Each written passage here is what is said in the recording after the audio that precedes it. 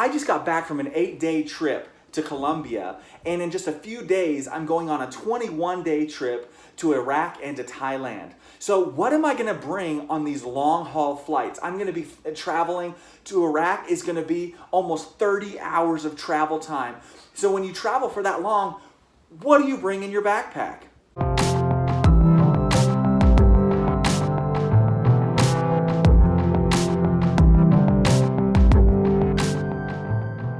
So for me, the most important thing when I'm traveling is accessibility to my luggage, accessibility to my items. Whenever I travel, I don't check in any bags. Everything I pack is in my carry-on with me. Now there are two kinds of carry-ons, which I'm gonna do a whole different video on carry-ons and the kind of luggage. But the main one, there's always, when you go on a plane, there's the carry-on that goes at the top, right? In the bins, the overhead bins. And then the other item, your other carry-on, is the one that goes below your seat. And that's what I'm gonna be talking about today, is the items that are gonna be under my seat, because I don't wanna have to get up and get things out of my bag during the flight. The things that go up in the overhead bins, those are my clothes. Those are all of the things that I'm not gonna need during the flight experience. So what I put under my seat are the things that I will need, except for one exception, which I'll show you in just a minute, and that's just because of the ease of accessibility. So everything goes underneath my seat, which I put everything in this bag. I have been using this bag for almost 18 years. Another missionary gave this to me whenever I was living in Turkey, and this is an excellent bag.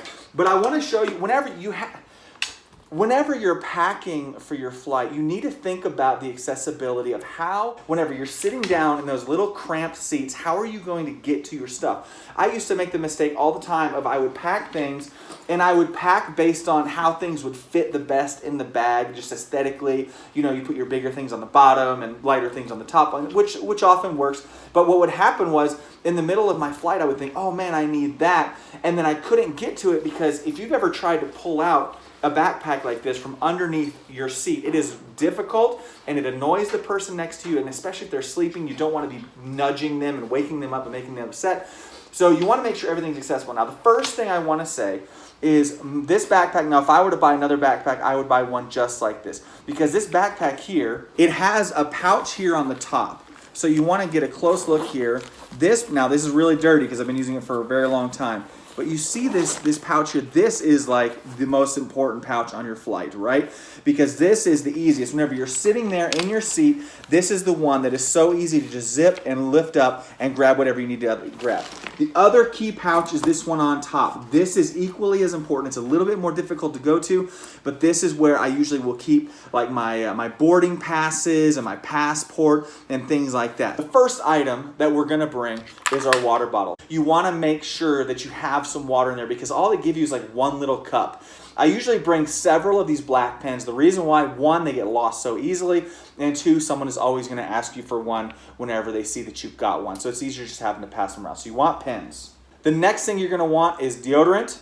And this goes on the top, especially for long haul flights, because you never know when you need to freshen up. After that, you've got all of your little stuff, right? Especially for these long haul flights. I've got all these things here. I have chapstick, which I use this all the time, because when you're on these long flights, you tend to get your lips get dry, and it can just, not always, but sometimes, because airplanes, they just dry it out with all of this stuff that they do. Breath freshener. I actually, sometimes I bring these because these work really well, these Crest Scope ones, but I actually a lot of times will just bring gum. After that, I have some peppermint oil. Now, the reason for the peppermint oil is twofold. Number one, if you're on a long flight, especially, and sometimes not, sometimes you're just next to people who just stink, and they don't brush their teeth. They didn't brush their teeth before they came on the flight, or they drank coffee before they got on the flight, or there's something happened where they don't smell good. They have body odor, their deodorant wore off, whatever it is.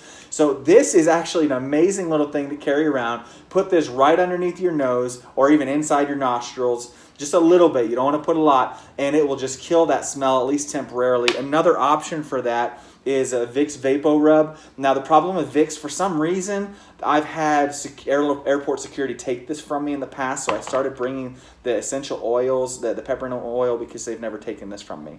After that, I have earplugs. Now, these earplugs are Max earplugs, which I just got at Walmart for a few bucks.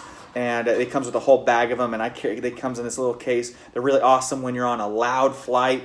And then lastly, I have this Visine dry eye stuff. For some reason, when I fly, I get really, really dry eyes after a few hours. For example, in the flight I'm about to go on, it's going to be, my first flight is almost 14 hours.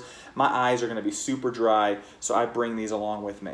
After that, I have just my bag of general meds. And these are just for me, not everybody. You can kind of choose what you want from here. These are the things like the essentials, all the breath stuff and the eye stuff. Those are essentials.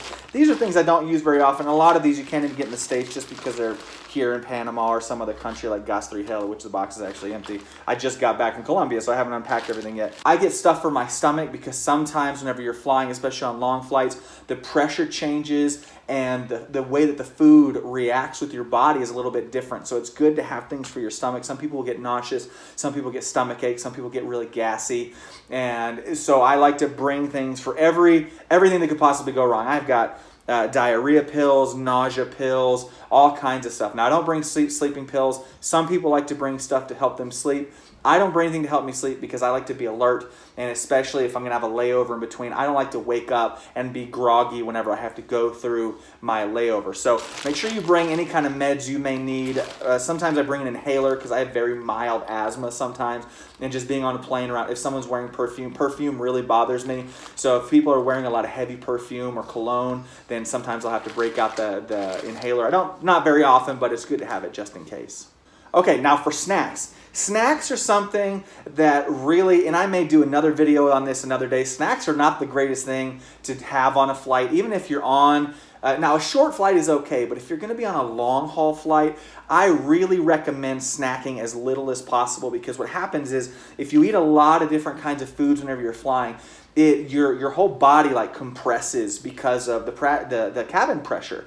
So what happens is your body, like I said earlier, reacts with the food differently, and it will release more gas and actually can make you really bloated and uncomfortable for your whole flight.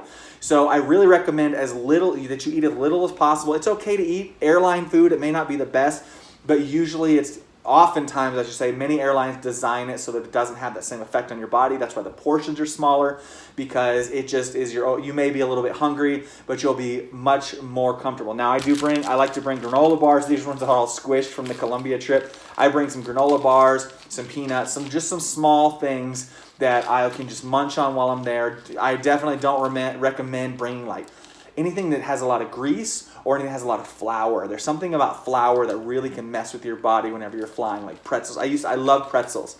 But a long time ago, I ate a bunch of pretzels on a flight. Actually did it a couple times. And I got really uncomfortable and bloated and couldn't figure out why. And I realized it was because of the pretzels. So I stopped eating pretzels, stopped drinking soda on flights, because soda will do the same thing to you. So just bring some small snacks whenever you're flying, and it'll really help you out in the long run. Okay. Now let's get into some of the technical stuff. For me, I like to travel light with my electronics as much as possible. I don't bring a laptop. A lot of people do, and that's perfectly fine. Obviously, you choose for yourself what would be best. For me, I tend to just bring a tablet. Now this is a Kindle Fire. This is actually usually what my wife or my son would carry. I have an iPad mini that I usually bring, but I bring some kind of tablet because if you're on a flight for a long time, obviously you want access to your media, you want access to your movies, you want access to all that kind of stuff that you do to entertain yourself, your books, or I have a lot of audible audiobooks that I like to listen to whenever I'm traveling. So a tablet is a really great option for that. After that, I have my phone, which I don't have my phone to show you because my phone is recording my secondary film right now, my B-roll. And so I've got my phone over there, but I have an iPhone 8 Plus that I use, and I've had it for about a year and a half now. I'll eventually upgrade whenever I can, but for now, that's what I'm using. I've got more media on there. You want to take pictures and all the other Instagram and Facebook and all that kind of stuff on there. I've got 2 pairs of headphones. These, of course, are my primary headphones, which are my Apple headphones, and they work great, but whenever you're on a long-haul flight, of course, the battery will die after about 6 hours. So once those 6 hours are up, then you switch to these. Now, these are actually really good. These are just AKG. They came with my son's phone. And these are noise-canceling headphones. They're really good, especially if you're on, a loud flight. Of course, the problem is on these newer phones that they don't have a headphone jack, so you're going to need an adapter if you're using one of these Apple phones. what I tend to do is I will bring one of these just with a regular headphone jack, and I'll just plug it into my seat on my flight and just watch a movie, because it only takes about 30 minutes to an hour for my headphones to charge. Of course, you want your power pack and extra cables for charging. This power pack, I just got this off of eBay for just, I don't know, it was like $20. It's worked really well for me. I've had it for about a year. These are gonna, because they're so cheap, they don't last a long time. You want to switch them out about every year, but they're really good whenever you're just keeping you alive. This is actually my GoPro, because I make videos a lot, as you know. As those of you who have watched my videos before, you've seen I have all kinds of vlog videos and things that I do on the fly. So I bring this. This is one of the big items that goes in my big pouch here in the inner pouch of my backpack, because this is not something I'm very likely to pull out during a flight. If I'm going to record during a flight, it's usually just going to be with my phone, because I don't want to make my neighbors all awkward by pulling out this big GoPro with a microphone on it in front of everybody. So sometimes I will if I need to, but it's not very often. So this is where my GoPro goes, and if you don't have to carry one around, this has all the little accessories. It'll save you a bunch of space. You want to have your passport. My passport goes in the front pouch with my boarding pass and any other pertinent information. I have my global entry card. Any kind of identification that you may need for your trip, make sure that is easily accessible. And then one of my favorites, my face mask. I just got this recently because I've been flying. You do these long flights, and what happens so often is you're flying and you decide to go to sleep because you're on a 13-hour flight. You decide to sleep for a little bit, and I know it looks goofy, and I have made fun of people wearing these for many, many years, but I have been awakened so many times because you're trying to sleep, and then they turn on all the lights in the plane to make an announcement and wait, and it's usually some pointless announcement like, you know, well, people, we've only got 5 hours to go, and they wake everybody up for that. So I just started wearing these, and I know it looks hilarious, but it's really, really nice to have. You also want to have a book. I always recommend a book, especially for overseas flights. The reason why is because I flew with Air China one time, and it's actually been many, many times that I've flown overseas, and a lot of foreign airlines don't allow any electronics on their flights. And so you arrive there and you've got your Kindle or your iPad, you've got your phone, you've got everything, and then you get on the flight and there's no in-flight movies, and they don't allow any electronics to be active during the entire flight.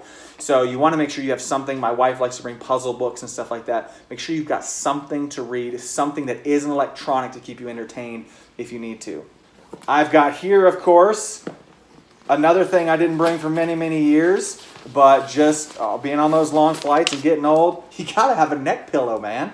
I mean, I know they look ridiculous, and I know you want to make fun of people for wearing them, but man, whenever you're on a flight for like 10 hours, just to be able to do this. Now, this is my new one. I actually accidentally left my really good one in Thailand, and it was an awesome memory foam pillow, so I got this on Amazon. It had really good reviews, but it's actually not that great. I'm gonna change it whenever I get back to the States, because it's so soft. You have to like turn it sideways to be able to get any rest in it.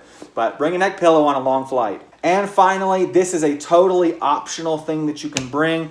I like to bring these specifically for layovers. These go in your big pouch and your carry-on, and they can go in the other carry-on as well, although I like to keep it in my access carry-on because I like to be able to pull things out. Most of my clothes are in the upper bin, and whenever I'm on a layover, I don't want to have to pull out all of my clothes in the airport. So I keep this. This is a Static V full-size lightweight sleeping pad.